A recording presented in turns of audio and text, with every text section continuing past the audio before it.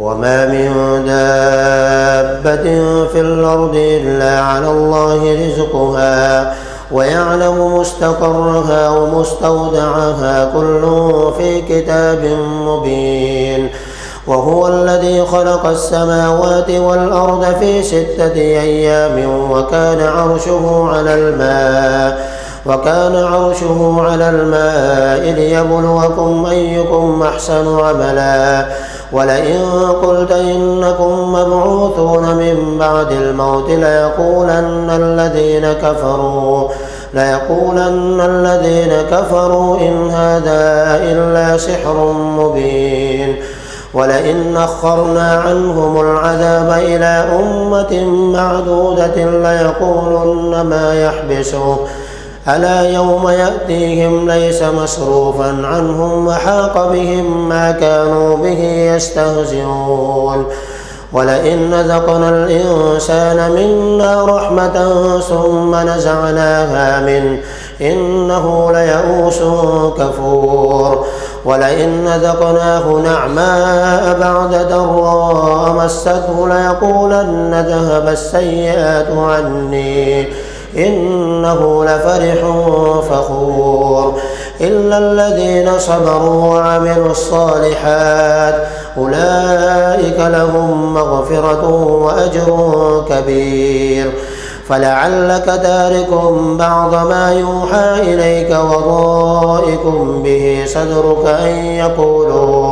أن يقولوا لولا أنزل عليه كنز أو جاء معه ملك إنما أنت نذير والله على كل شيء وكيل. أم يقولون افتراه قل فأتوا ب10 سور مثله مفتريات وادعوا من استطعتم من دون الله إن كنتم صادقين. فإن لم يستجيبوا لكم فاعلموا أنما أنزل بعلم الله أن لا إله إلا هو فهل أنتم مسلمون. من كان يريد الحياة الدنيا وزينتها نوفي إليهم أعمالهم فيها وهم فيها لا يبخسون. أولئك الذين ليس لهم في الآخرة إلا النار وحبط ما صنعوا فيها وباطل ما كانوا يعملون.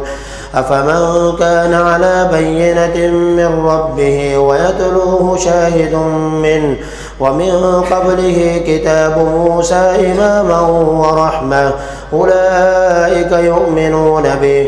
ومن يكفر به من الأحزاب فالنار موعده فلا تك في مرية منه إنه الحق من ربك ولكن أكثر الناس لا يؤمنون. ومن أظلم ممن افترى على الله كذبا أولئك يعرضون على ربهم ويقول الأشهاد هؤلاء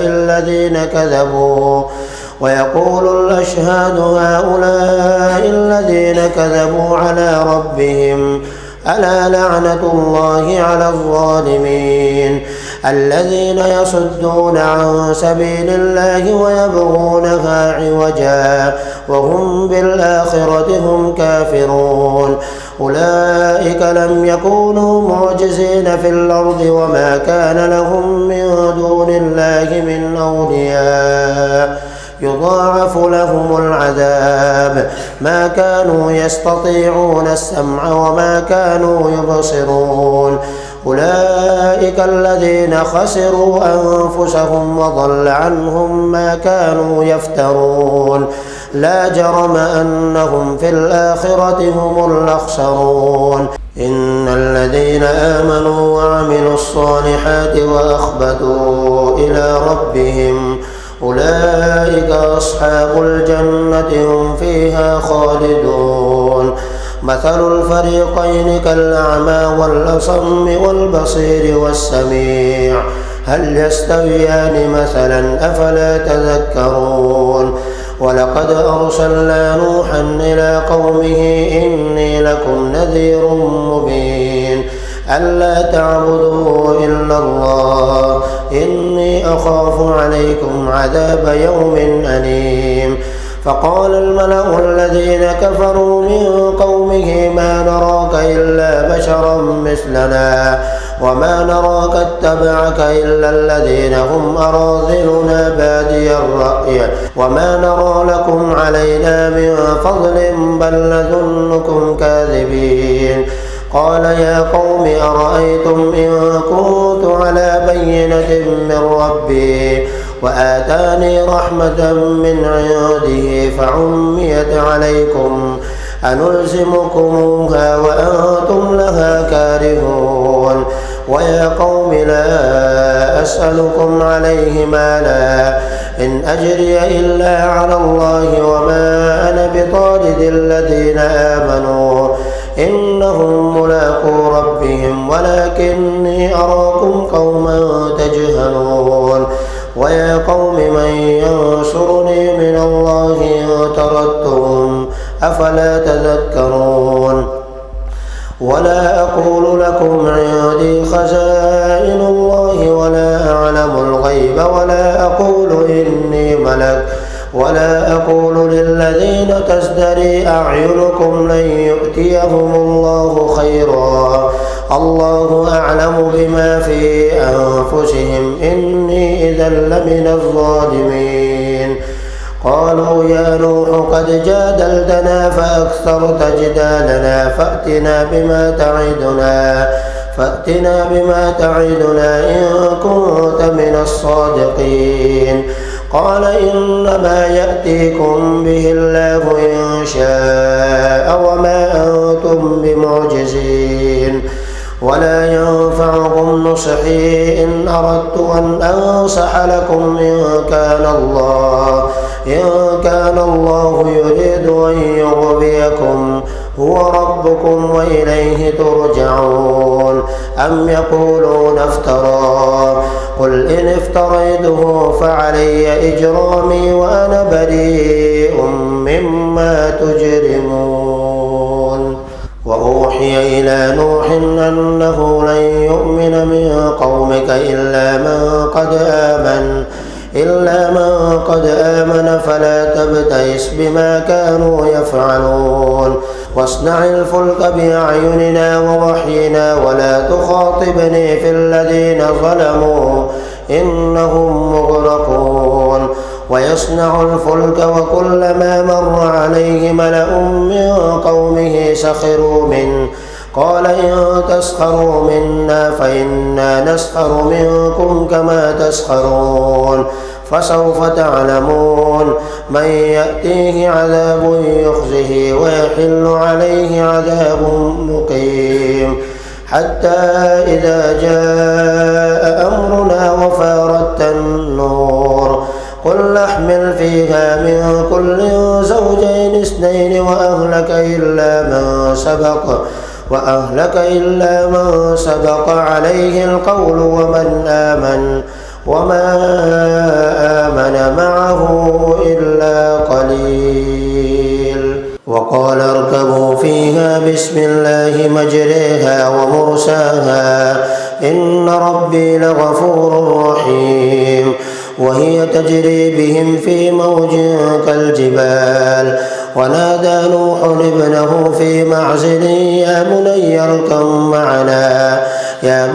اركب معنا ولا تكن مع الكافرين. قال سآوي إلى جبل يعصمني من الماء قال لا عاصم اليوم من أمر الله إلا من رحم وحال بينهما الموج فكان من المغرقين. وقيل يا أرض ابلعي ماءك ويا سماء واقلعي وغيظ الماء وقضي الأمر واستوت على الجودي وقيل بعدا للقوم الظالمين. ونادى نوح ربه فقال رب إن ابني من أهلي وإن وعدك الحق وأنت أحكم الحاكمين. قال يا نوح إنه ليس من أهلك إنه عمل غير صالح فلا تسأل لما ليس لك به علم، إني أعظك أن تكون من الجاهلين. قال رب إني أعوذ بك أن أسألك ما ليس لي به علم، وإلا تغفر لي وترحمني أكن من الخاسرين. قيل يا نوح اهبط بسلام منا وبركات عليك وعلى ممن معك، وأمم سنمتعهم ثم يمسهم منا عذاب أليم. تلك من أنباء الغيب نوحيها إليك، ما كنت تعلمها أنت ولا قومك من قبل هذا، فاصبر إن العاقبة للمتقين. وإلى عاد أخاهم هودا فقال يا قوم اعبدوا الله ما لكم من إله غيره إن أنتم إلا مفترون. يا قوم لا أسألكم عليه أجرا، إن أجري إلا على الذي فطرني، أفلا تعقلون. ويا قوم استغفروا ربكم ثم توبوا إليه يرسل السماء عليكم مدرارا ويزدكم قوة إلى قوتكم ولا تتولوا مجرمين. قالوا يا هود ما جئتنا ببينة وما نحن بتاركي آلهتنا عن قولك وما نحن لك بمؤمنين، إن نقول إلا اعتراك بعض آلهتنا بسوء. قال إني أشهد الله واشهدوا أني بريء مما تشركون من دونه فكيدوني جميعا ثم لا تنظرون. إني توكلت على الله ربي وربكم ما من دابة إلا هو آخذ بناصيتها، إن ربي على صراط مستقيم. فإن تولوا فقد أبلغتكم ما أرسلت به إليكم، ويستخلف ربي قوما غيركم ولا تضرونه شيئا، إن ربي على كل شيء حفيظ. ولما جاء أمرنا نجينا هودا والذين آمنوا معه برحمة منا ونجيناهم من عذاب غليظ. وتلك عاد جحدوا بآيات ربهم وعصوا رسله واتبعوا أمر كل جبار عنيد. وأتبعوا في هذه الدنيا لعنة ويوم القيامة، ألا إن عادا كفروا ربهم، ألا بعدا لعاد قوم هود. وإلى ثمود أخاهم صالحا قال يا قوم اعبدوا الله ما لكم من إله غيره هو أنشأكم من الأرض واستعمركم فيها فاستغفروه ثم توبوا إليه إن ربي قريب مجيب. قالوا يا صالح قد كنت فينا مرجوا قبل هذا أتنهانا أن نعبد ما يعبد آباؤنا وإننا لفي شك مما تدعونا إليه مريب. قال يا قوم أرأيتم إن كنت على بينة من ربي وآتاني منه رحمة فمن ينصرني من الله إن عصيته فما تزيدونني غير تخسير. ويا قوم هذه ناقة الله لكم آية فذروها تأكل في أرض الله ولا تمسوها بسوء فيأخذكم عذاب قريب.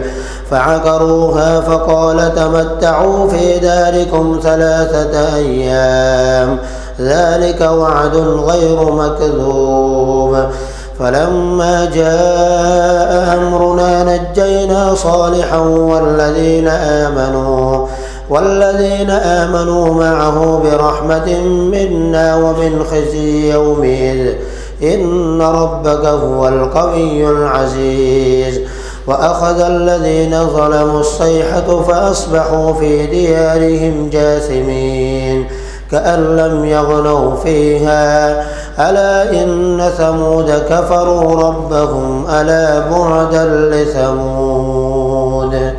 ولقد جاءت رسلنا إبراهيم بالبشرى قالوا سلاما قال سلام فما لبث أن جاء بعجل حنيذ فلما رأى أيديهم لا تصل إليه نكرهم وأوجس منهم خيفة قالوا لا تخف إنا أرسلنا إلى قوم لوط وامرأته قائمة فضحكت فبشرناها بإسحاق ومن وراء إسحاق يعقوب قالت يا ويلتى أألد وأنا عجوز وهذا بعلي شيخا إن هذا لشيء عجيب. قالوا أتعجبين من أمر الله رحمة الله وبركاته عليكم أهل البيت إنه حميد مجيد. فلما ذهب عن إبراهيم الروع وجاءتهم البشرى يجادلنا في قوم لوط إن إبراهيم لحليم أواه منيب. يا إبراهيم أعرض عن هذا إنه قد جاء أمر ربك وإنهم آتيهم عذاب غير مردود. ولما جاءت رسلنا لوطا سيء بهم وضاق بهم ذرعا وقال هذا يوم عصيب وجاءه قومه يهرعون إليه ومن قبل كانوا يعملون السيئات قال يا قوم هؤلاء بناتي هن أطهر لكم فاتقوا الله ولا تخزون في ضيفي أليس منكم رجل رشيد. قالوا لقد علمت ما لنا في بناتك من حق وإنك لتعلم ما نريد. قال لو أن لي بكم قوة أو آوي إلى ركن شديد.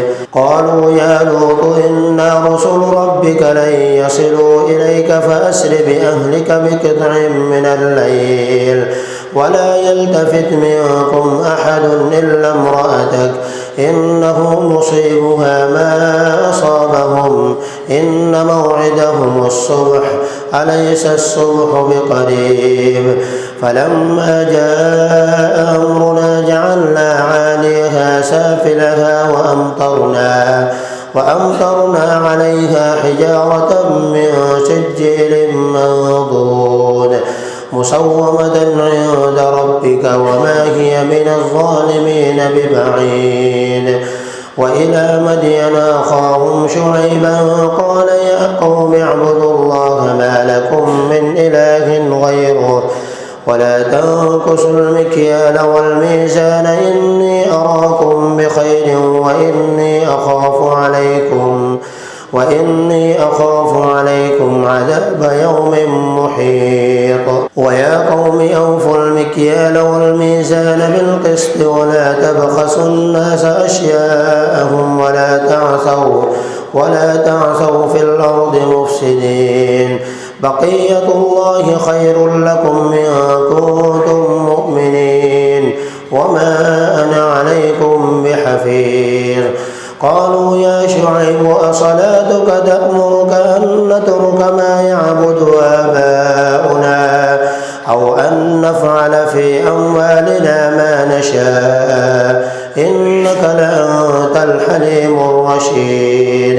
قال يا قوم أرأيتم إن كنت على بينة من ربي ورزقني منه رزقا حسنا وما أريد أن نخالفكم إلى ما أنهاكم عنه إن أريد إلا الإصلاح ما استطعت وما توفيقي إلا بالله عليه توكلت وإليه أنيب. ويا قوم لا يجرمنكم شقاقي أن يصيبكم مثل ما أصاب قوم نوح أو قوم هود أو قوم صالح وما قوم لوط منكم ببعيد واستغفروا ربكم ثم توبوا إليه إن ربي رحيم ودود. قالوا يا شعيب ما نفقه كثيرا مما تقول وإنا لنراك فينا ضعيفا ولولا رهطك لرجمناك وما أنت علينا بعزيز.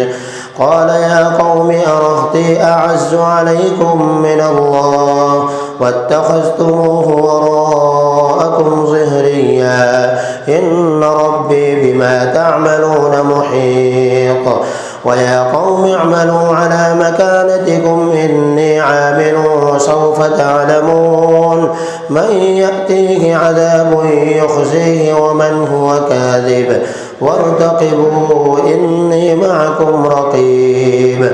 ولما جاء أمرنا نجينا شعيبا والذين آمنوا معه برحمة منا وأخذت الذين ظلموا الصيحة فأصبحوا في ديارهم جاثمين كأن لم يغنوا فيها ألا بعدا لمدين كما بعدت ثمود. ولقد أرسلنا موسى بآياتنا وسلطان مبين إلى فرعون وملئه فاتبعوا أمر فرعون وما أمر فرعون برشيد يقدم قومه يوم القيامة فأوردهم النار وبئس الورد المورود.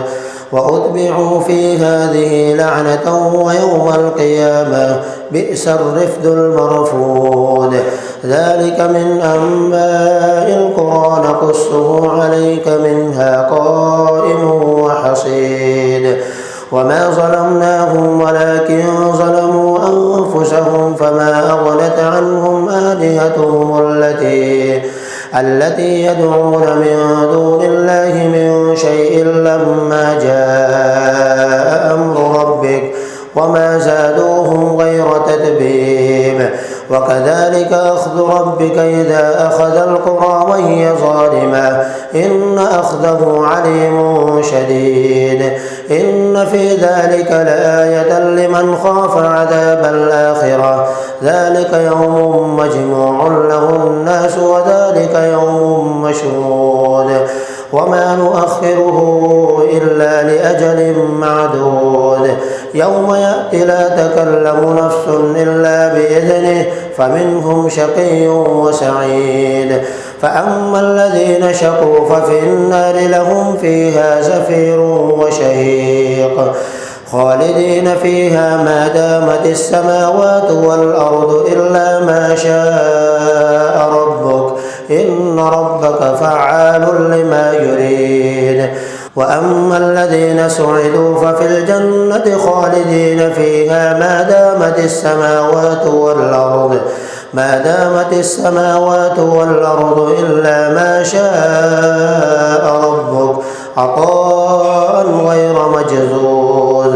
فلا تك في مرية مما يعبد هؤلاء ما يعبدون إلا كما يعبد آباؤهم من قبل وإنا لموفوهم نصيبهم غير منقوص.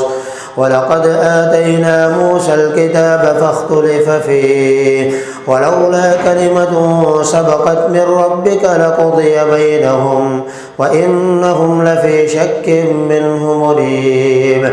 وإن كلا لما ليوفينهم ربك أعمالهم إنه بما يعملون خبير.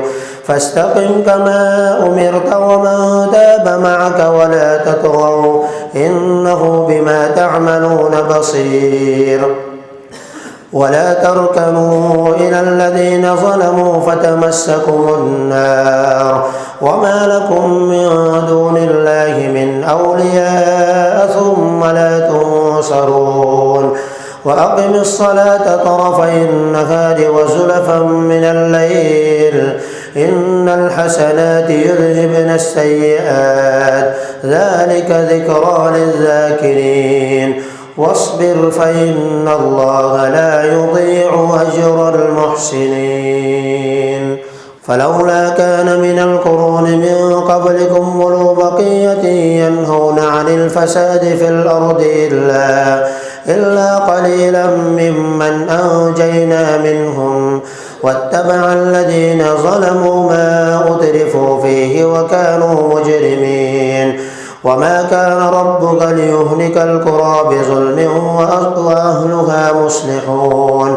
ولو شاء ربك لجعل الناس أمة واحدة ولا يزالون مختلفين إلا من رحم ربك ولذلك خلقهم وتمت كلمة ربك لأملأن جهنم من الجنة والناس أجمعين وكلا نقص عليك من أنباء الرسل ما نثبت به فؤادك وجاءك في هذه الحق وموعظة وذكرى للمؤمنين وقل للذين لا يؤمنون اعملوا على مكانتكم إنا عاملون وانتظروا إنا منتظرون ولله غيب السماوات والأرض وإليه يرجع الأمر كله فاعبده وتوكل عليه وما ربك بغافل عما تعملون ألف لام را تلك آيات الكتاب المبين إنا أنزلناه قرآنا عربيا لعلكم تعقلون نحن نقص عليك أحسن القصص بما أوحينا إليك هذا القرآن وإن كنت من قبله لمن الغافلين إذ قال يوسف لأبيه يا أبت إني رأيت 11 كوكبا والشمس والقمر رأيتهم لي ساجدين قال يا بني لا تقصص رؤياك على إخوتك فيكيدوا لك كيدا إن الشيطان للإنسان عدو مبين وكذلك يجتبيك ربك ويعلمك من تأويل الأحاديث ويتم نعمته عليك وعلى آل يعقوب كما أتمها على أبويك من قبل إبراهيم وإسحاق إن ربك عليم حكيم لقد كان في يوسف وإخوته آيات للسائلين إذ قالوا ليوسف وأخوه أحب إلى أبينا منا ونحن عصبة إن أبانا لفي ضلال مبين اقتلوا يوسف أو اطرحوه أرضا يخل لكم وجه أبيكم وتكونوا من بعده قوما صالحين قال قائل منهم لا تقتلوا يوسف وألقوه في غيابة الجب يلتقطه بعض السيارة إن كنتم فاعلين قالوا يا أبانا ما لك لا تأمنا على يوسف وإنا له لناصحون أرسله معنا غدا يرتع ويلعب وإنا له لحافظون قال إني ليحزنني أن تذهبوا به وأخاف أن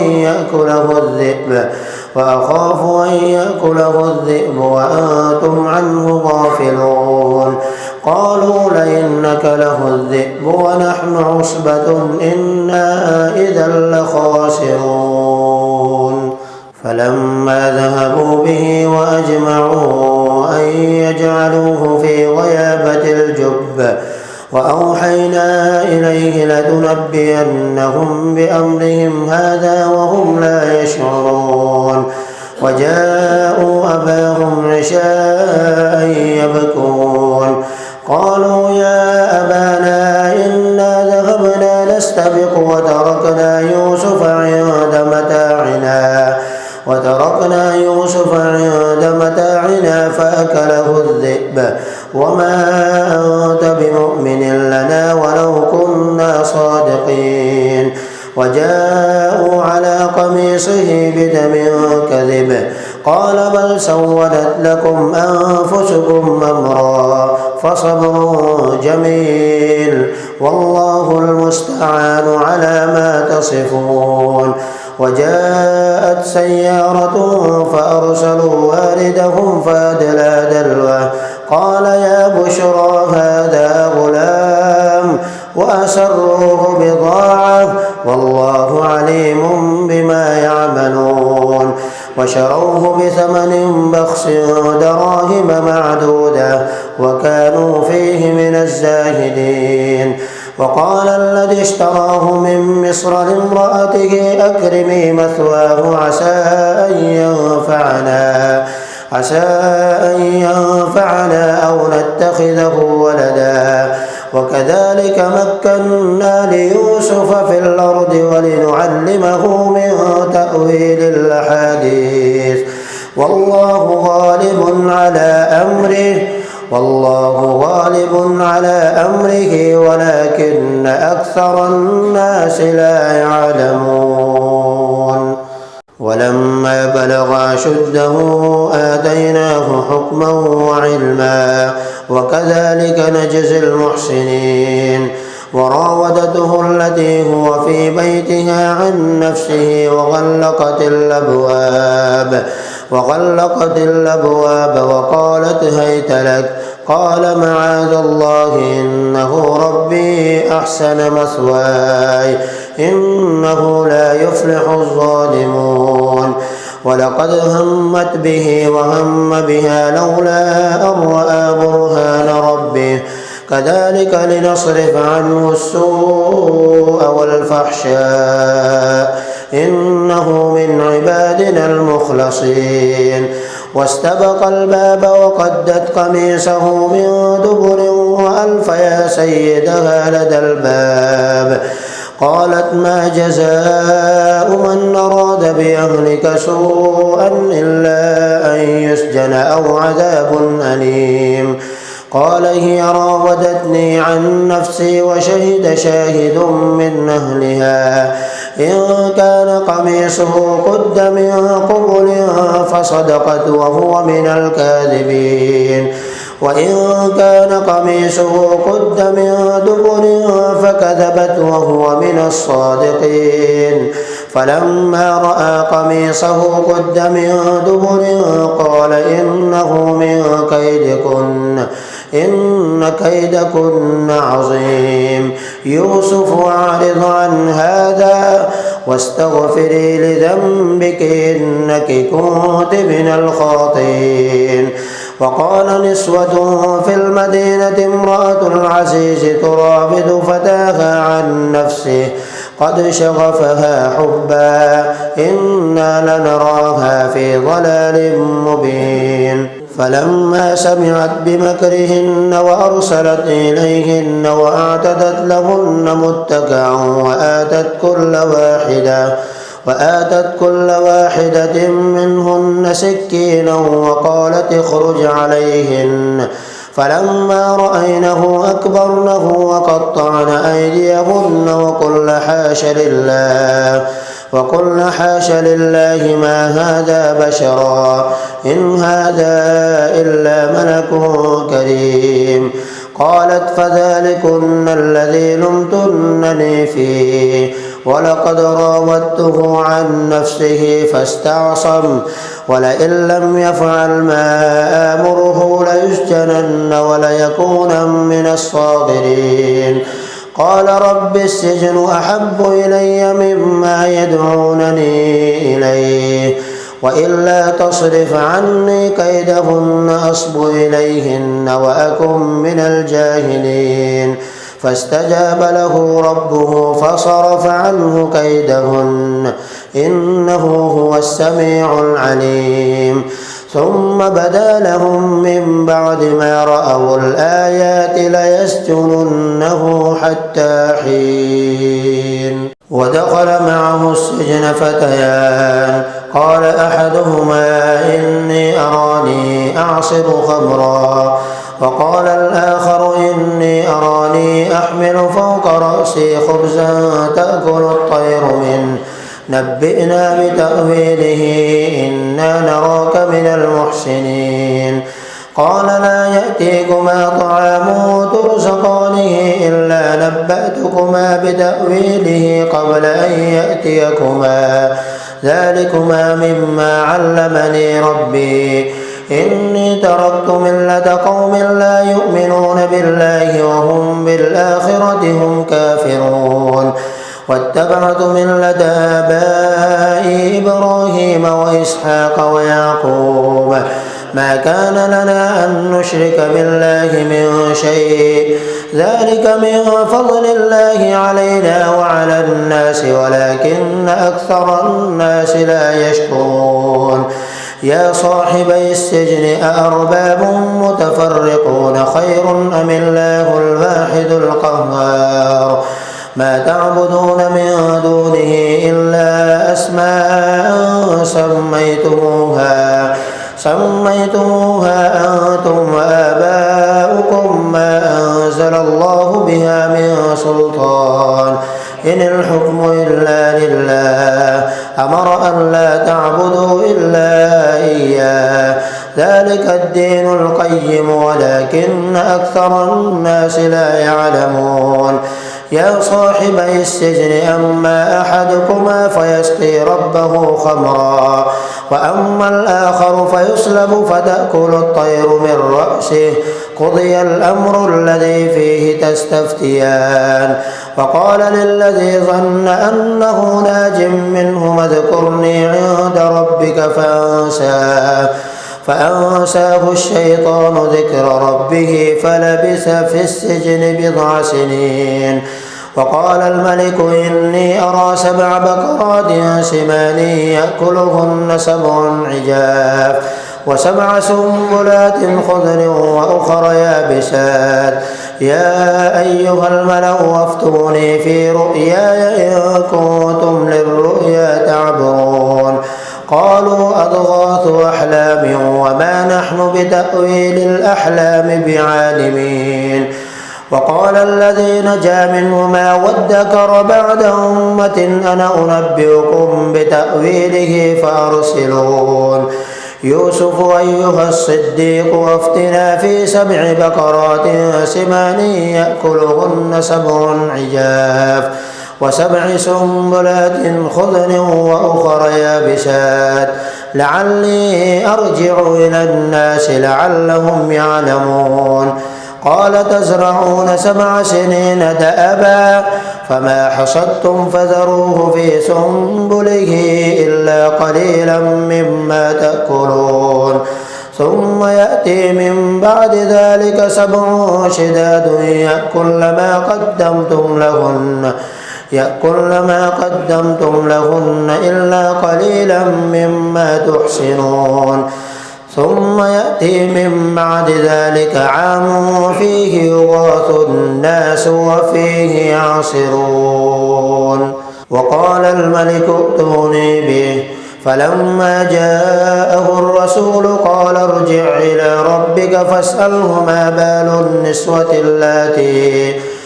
ما بال النسوة اللاتي قطعن أيديهن إن ربي بكيدهن عليم قال ما خطبكن إذ راوتن يوسف عن نفسه قلن حاش لله ما علمنا عليه من سوء قالت امرأة العزيز الآن حصحص الحق أنا راودته عن نفسه وإنه لمن الصادقين ذلك ليعلم أني لم أخنه بالغيب وأن الله لا يهدي كيد الخائنين.